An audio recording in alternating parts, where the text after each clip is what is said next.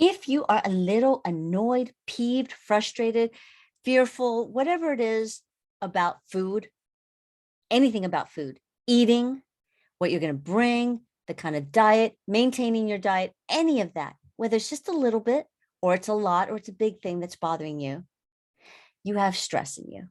Your body is distressing and it's a state of distress.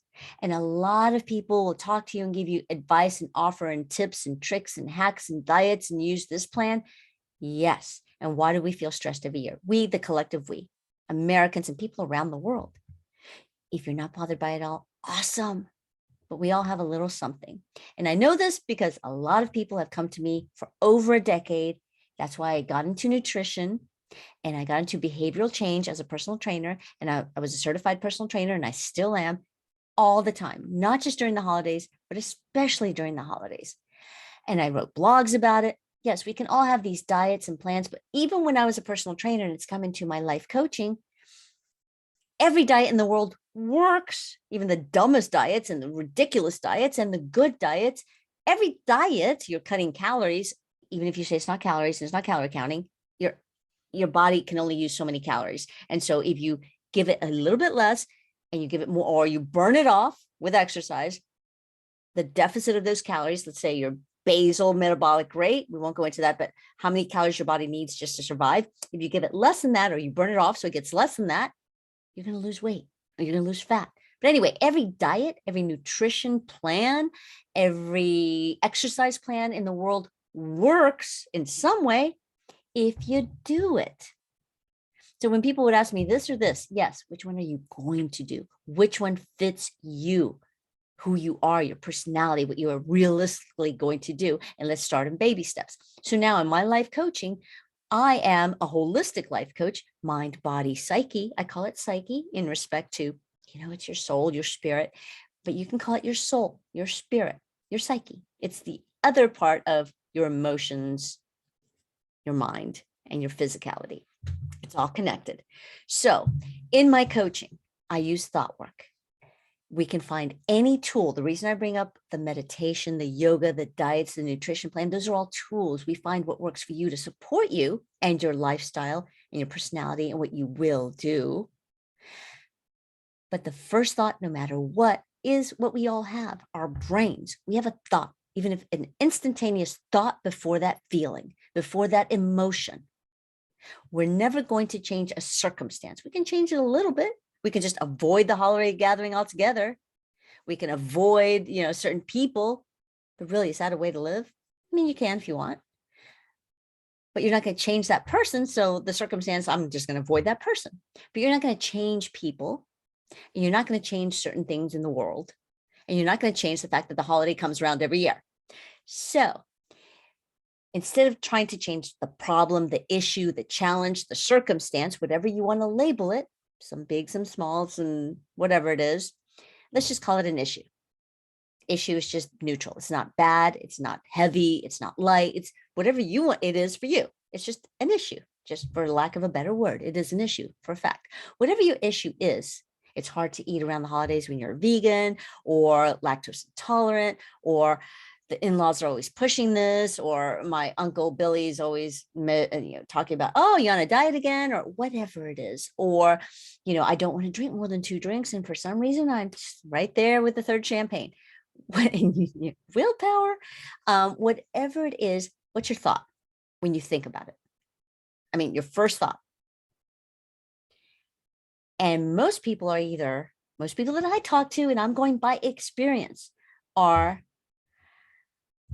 I got to get somebody to, watch me and elbow me, help, get my girlfriend to support me and just say, cut me off, or screw it. It's the holidays. I'm just forget it. And then they resent themselves and they feel guilty about it. And well, I'll work it off next week, or well, it's the holidays. I don't have time to work out. I'll just deal with it in January, blah, blah, blah, blah, blah, blah, blah.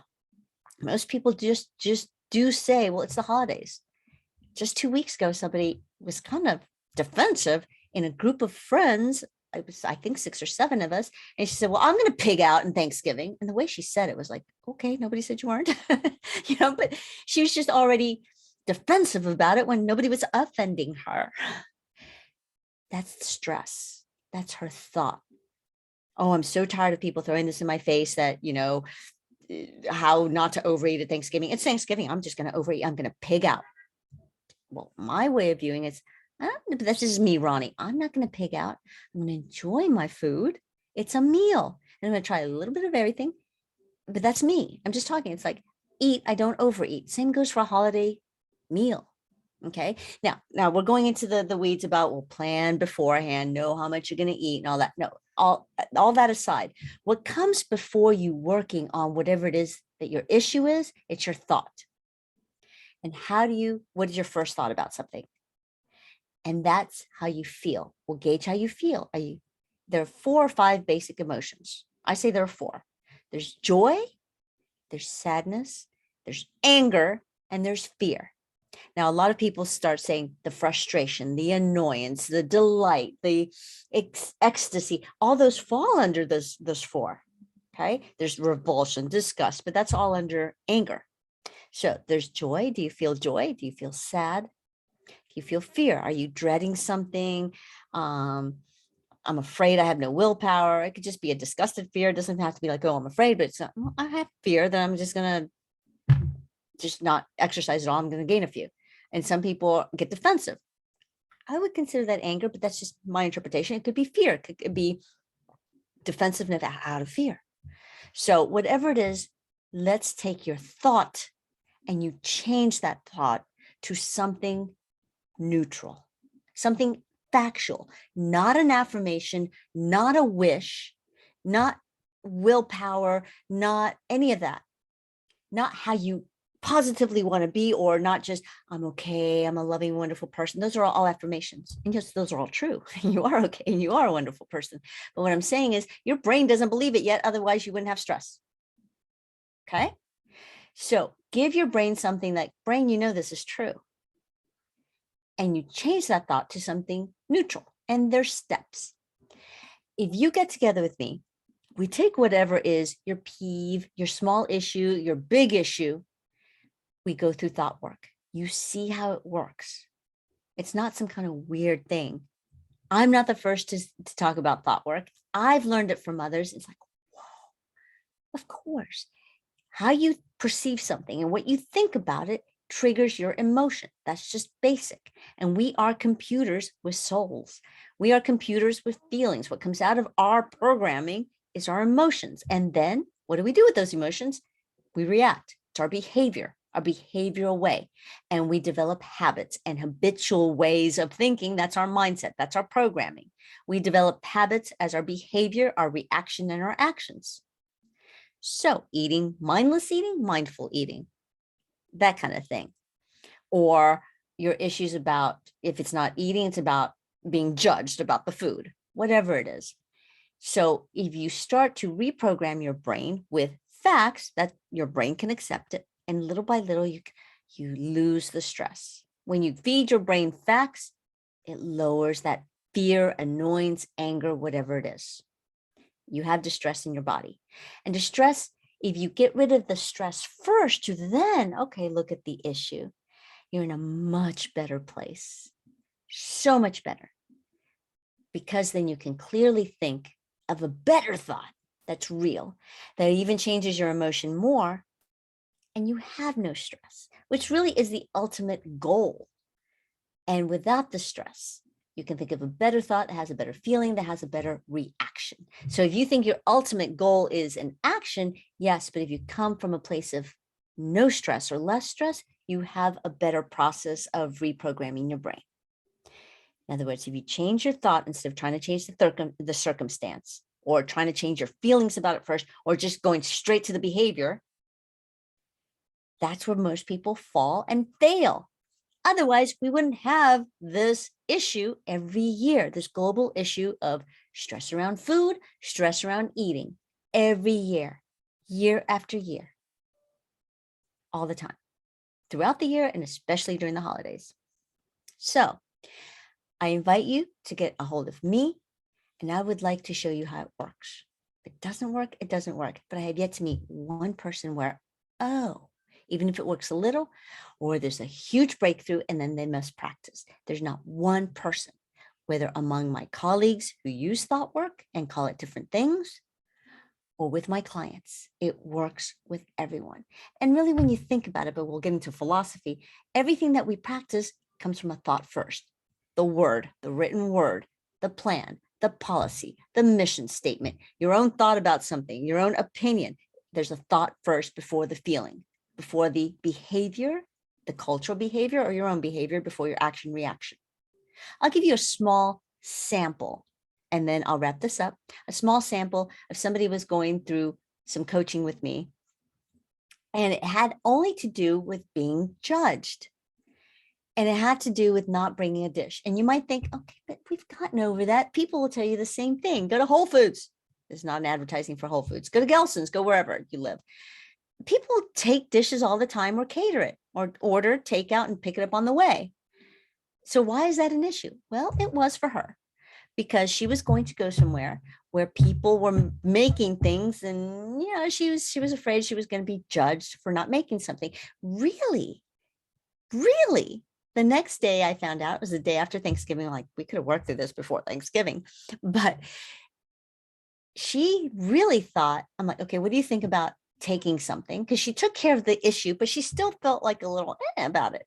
So see, if she had thought about it beforehand, she could have not felt stressed. She acted out of stress.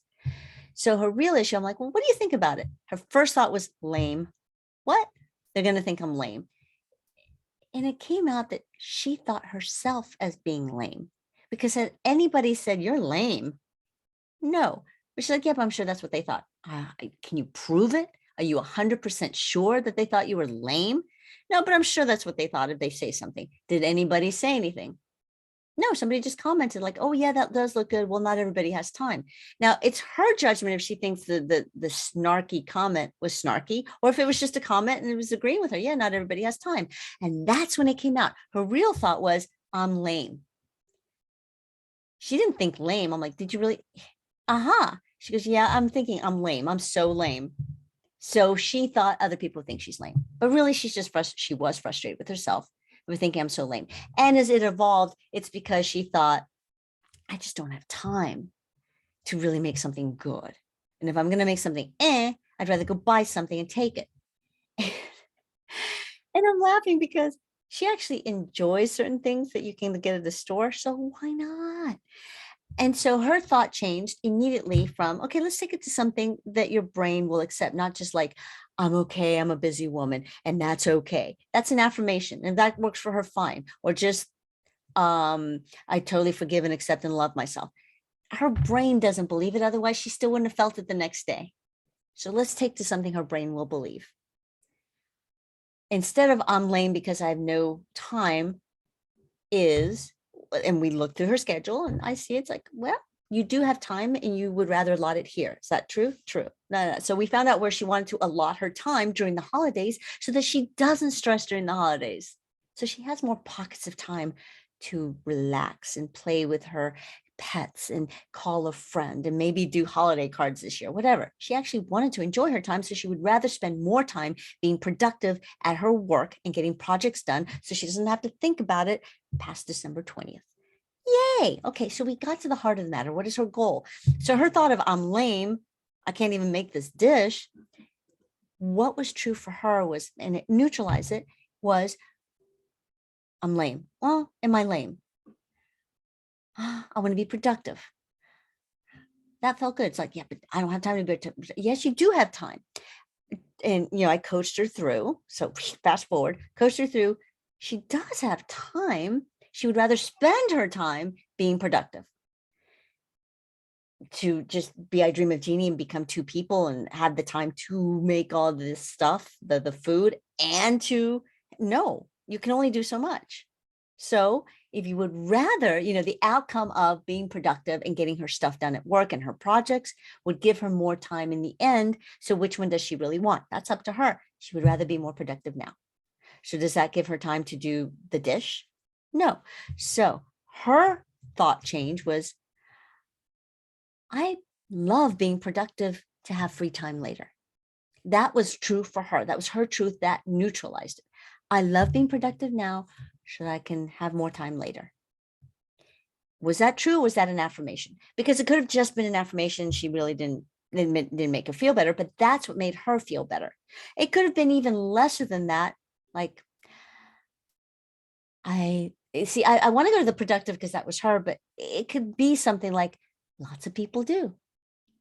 Lots of people love, name a place. I'm going to name Gelson's. I don't know if you're familiar with it. Or lots of people love Bristol Farm. Lots of people love whatever brand of something, honey baked ham, whatever it is she wanted to bring. And lots of people do. Lots of people do what? They cater or they take out or they order. Lots of people do. That could be a neutralizing, but that wouldn't have made her feel better. Her thing that made her feel better is, I love being productive so I can have free time later. Okay. But if whatever works for you, instead of I'm lame, it could be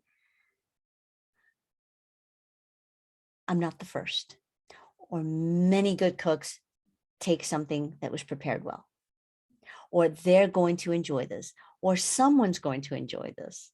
And I like that one. Someone's going to enjoy this. My brain accepts that. It's just Ronnie. Someone will. You take something good from somewhere. Someone's going to enjoy it. In fact, probably all 20 people will enjoy it, or I will enjoy this.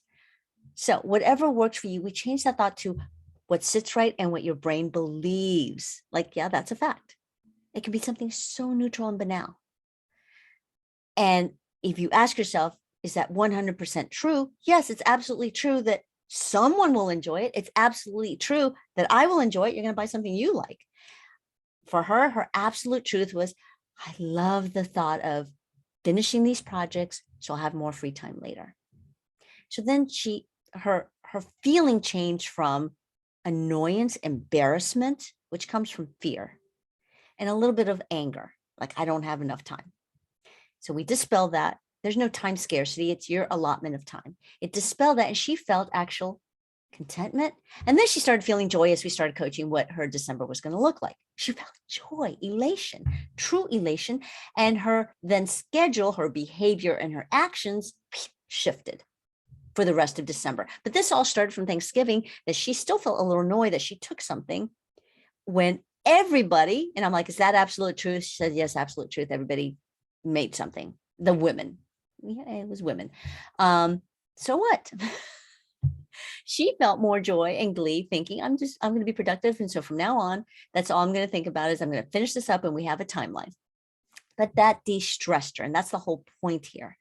Our brains, again, through thought work, and you can do this instantly. Just yesterday, no lie, I got a call from a client, not for coaching. I usually support her on Boxers. I do my clients. But I got a call from her just saying, just real quickly, and it was about changing our schedule this week. And I asked her, by the way, anything you want to, and what's going on at your work? You're back to work? Yes. Fast forward to anything real quick. And it was a quick phone call.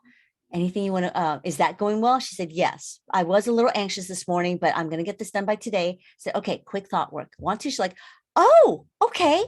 So I asked her what she thought about one particular thing, and she shifted her thought to something that felt neutral. And the phone call was under 3 minutes. She shifted her thought. I'm like, how do you feel? Because in the beginning, she felt a little anxious. And so instead of just a plan of action, like I'm going to finish this by the end of the day, she changed her thought completely. Her perception in her case was her perception of what she had to deal with at work that day, her perception of it that was real. It was a fact. And that made her feel so much better and in control. It's like, oh my God, this is so cool. Like, yep, you have to practice it. We have to practice within ourselves how we talk to ourselves. Some people call it self-talk. This is what's my thought? Let's tweak that thought. Let's change that thought. Let's exchange that thought, but with facts, with something that's true. It changes your emotion. It de-stresses you. And this is really important. Why? Because stress within our body doesn't know where stress comes from. It can be a physical stress, like, oh, you get in that cold shower, or it can be a mental stress. It could be an emotional stress. And I'm not saying it can be a big anxious stress. It could just be a little stress. So it's an overall undercurrent, but distress within the body, your brain doesn't know. And it's distress, and it can cause your hormones. Well, it does cause your hormones to change, but it can cause different things in different people, depending if you have any issues, blood pressure, heart. Well, I can't talk now. Your blood pressure, what's the high high blood pressure, something else I can't think of right now. But it causes your cortisol. It causes maybe lack of sleep. It causes you to worry and angst. And it's a vicious cycle. It causes different things in different people. Nervous eating, mindless eating. Those are the end results. Those are the behaviors. But the stress within the body changes your body and it affects your hormones. So to de-stress before the issues or at the moment of the issue quickly helps your overall well-being, your health and your mind, your psyche, your soul, and that affects other people, butterfly effect. So get a hold of me for the holidays now. Let's start changing how you reset your mindset, so that you level up your own wonderful being who you are. And I'm not just throwing that at you. It's true. You just take this. And as the last thing I'll say, look at this. It's skin, tissue, cells, organs, ligaments, muscles, brain. No matter what health issues we may have, we're living human beings. We could just be a being, a living being, and that's awesome enough that we're living. You are awesome as it is. And I don't normally use that word. It's overused. But you are awesome. Look at us. We're living human beings. We deserve within ourselves, you deserve to live the highest quality of your life that you can. Not somebody else's life, the one that you can. That's why I'm a level up. Level up. You are already wonderful and amazing, just as a breathing, living human being. And that's just a fact. I look at you objectively. Okay, you're not a robot. You're a living, breathing human being who has the capacity to live in a better potential. And potential is possibility. It's not your end potency. It's your possibility. So if you want to level up in how you feel and how you deal with life, let's start now. Not just for eating and the food issues and the food annoyances and oh, this diet is hard when during the holidays or whatever it is, glucose intolerant, whatever it is that your issue is. Let's start dealing with it now, not just for the holidays, but this is for the rest of your life. Your habitual way of thinking, your habits, your lifestyle all start with thought work. I'm a thought work life coach, a level up, take action life coach. And I offer you one powerful session in this thought work around food and eating around the holidays or whatever your issue is. So you feel how it works and you see it and you know it. All right. I'm Ronnie Lowe, life coach. Happy holidays, however you want it to be. And I really look forward to you taking up on my offer. Happy holidays. Talk to you soon for those that will.